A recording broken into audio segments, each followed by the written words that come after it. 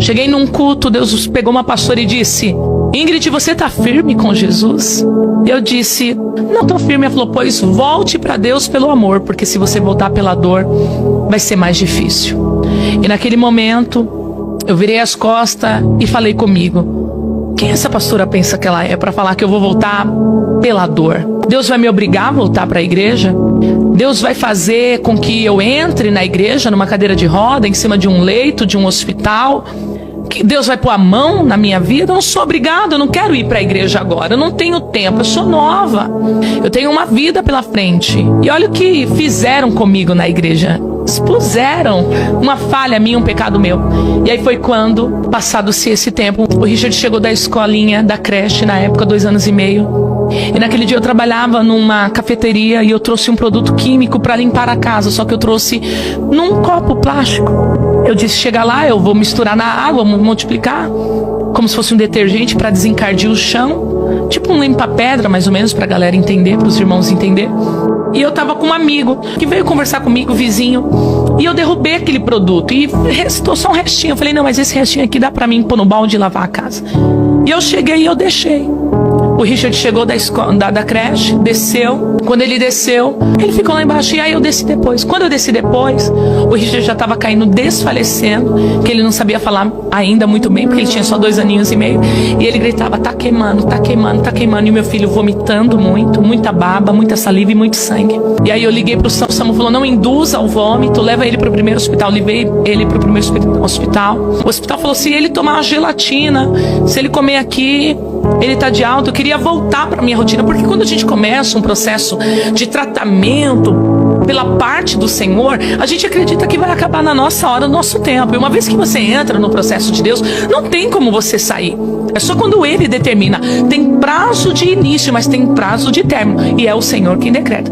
E ali eu falei assim: não, Richard, tem que comer. Não dá para fazer nada, não, porque aqui a gente não tem os equipamentos para fazer os exames. Vamos dar alta para ele. Deu alta, nós voltamos para casa. O Richard passou a noite toda agonizando de dor, gemendo de dor. Um bebê de 2 anos e meio de idade. E eu fui trabalhar no outro dia. Quando eu fui trabalhar no outro dia, eu senti aquele aperto no coração de mãe.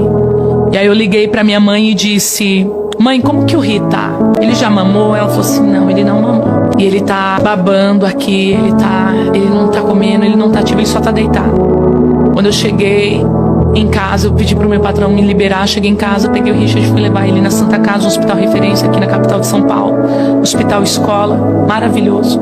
Quando eu cheguei lá, eles levaram o meu filho pro setor da endoscopia. Eu fiquei lá embaixo, como se nada tivesse acontecido.